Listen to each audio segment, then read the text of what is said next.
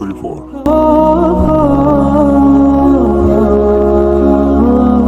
এবার দেখি তুই কিভাবে নামাজ পড়স।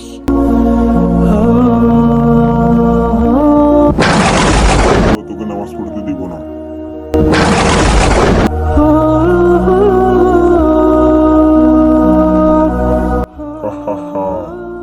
তুই যতবারই নামাজ পড়স না কেন ততবারই আমি তোকে বাধা দেব।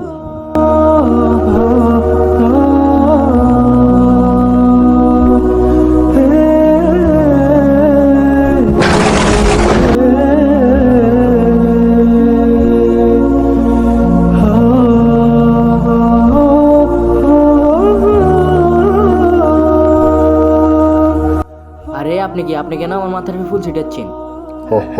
আমি শয়তানের বাচ্চা। ও প্রতিদিন তুই তাহলে আমার নামাজে বিরক্ত করস, তাহলে আজকে কেন করলি না?